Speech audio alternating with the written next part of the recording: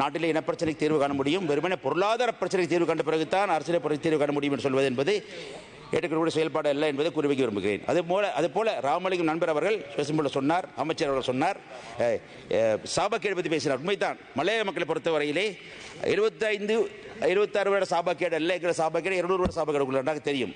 முதல் 125 வருடங்களே வெள்ளையர்கள் சாபக்கேடாக இருந்தது. அதுக்கு பிறகு கருப்பு வெள்ளையர்கள் சாபக்கேடாக இருந்து கொண்டிருக்கின்றது. ஆகவே மலையத்தை பொறுத்தவரையில் இன்றைய நிலைமை என்னவென்றால், அது விடுத்துவிட்டு தொடர்ச்சியாக கடந்த காலங்களிலே மலையத்தை பிரதிபடுத்திய கட்சிகளை, அமைச்சர்களை, எம்பிக்களை, அரசியல்வாதிகளை, தொழிற்சங்கங்களை எல்லாம் குறை சொல்லிக் கொண்டு போய் பிரயோஜனம் கிடையாது. அது முறையல்ல. ஆகவே எல்லோரும் சேர்ந்து சிஸ்டத்தை மாற்றுவோம். மக்களால் வந்திருக்கிறீர்கள், மாற்றுங்கள், நாங்கள் உங்களுக்கு கை கொடுக்க தயாராக இருக்கிறோம், மாற்றுவோம். அதை அவ்வளவு சொல்ல வேண்டும். பாருங்கள், இங்கே உங்களுடைய கொள்கையை சொல்லுங்கள். மலையத்தில் அமைக்கப்படக்கூடிய வீடு என்ன, கோடி வீடா மாடி வீடா சொல்லி கேட்டிருந்தேன். அவர் சொன்ன இல்லை, கோடி வீடும் இல்லை மாடி வீடும் இல்லை சொன்ன நல்ல விஷயம். அது அதான் கேட்டேன் நான். ஏன் அந்த கேள்வி வந்தது பாருங்கள், யோசித்து பார்க்க வேண்டும். காரணம் என்னவென்றால், இந்த துறை சார்ந்த அமைச்சர் சமந்த் வித்யாரட்ன கௌரவ அமைச்சர் அவர்கள் அவரது சமூக ஊடகத்திலே பேசும் பொழுது, எழுதும் பொழுது ஒரு முறை மலையத்தில் நாங்கள் கட்டப்போகும் வீடு மாடி வீடுகள் தான், தொடர் மாடி கட்டப்போகும் வீடு சொல்லியிருந்தார். பிறகு அந்த கருத்து மாற்றப்பட்டதாக அறிந்தேன். இல்லை, அந்த கேள்வி நான் கேட்ட காரணம் என்ன?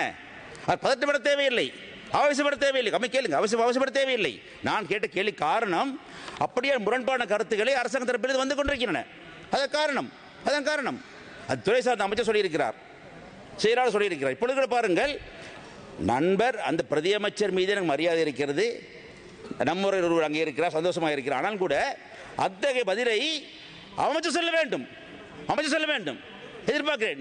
இந்த பட்ஜெட் இடைப்பட்ட காலகட்டத்திலே அவர் சொல்லுவார், நம்பிக்கை எனக்கு இருக்கிறது, தேவைப்பாடு இருக்கிறது. அது மட்டுமல்ல, இப்போ வீடு கட்ட காணி என்ன 7 பச்சா 10 பச்சான்னு சொல்ல வேண்டும். எங்களுக்கு ஒன்று தெளிவாக சொல்லப்படவில்லை. ஏனென்றால் நாங்கள் இந்த பயணத்தை ஆரம்பித்து விட்டோம்.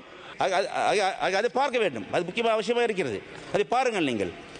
அது மட்டுமல்ல, இந்த அரசியலமைப்பு சம்பந்தமாக பாருங்கள். அரசியலமைப்பு சொல்லும் பொழுது 17 திருத்தம், மாகாண சபை, நான் பேசுகிறேன், நான் டைம் இல்லை எனக்கு. மாகாண சபை 17 திருத்தம் எல்லாம் ஒன்று சம்பந்தப்பட்ட விஷயங்களாக இருக்கின்றன அல்லவா? ஆகவே முரண்பாடு கருத்துக்கள் வந்தால் அல்லவா? உங்களை கட்சி பொதுச் செயலாளர் டில்வின் சில்வா அவர்கள் சில கருத்துக்கு சொன்னார், வேறு அமைச்சர் வேறு கருத்து சொன்னார்கள். அது கேள்வி வருகிறது. நான் ஏன் கேள்வி கேட்க போகிறோம்? அரசாங்கம் முரண்பாடு கருத்துக்கள் வருகின்றன. அந்த காரணம் வேறு காரணம் கிடையாது. அதுக்கு நீ கோபப்பட தேவை கிடையாது, ஆத்திரப்பட தேவை கிடையாது.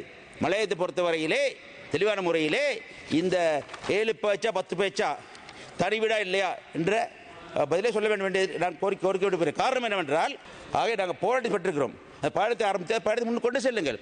யார் புதிதாக வெட்டி பறிக்க தேவையில்லை. அந்த பயணத்தை தொடர்ந்தாலே போதும். செய்யுங்கள் அதை. அதே போலத்தான் அரசியலை பொறுத்தவரைக்கும் அப்படித்தான்.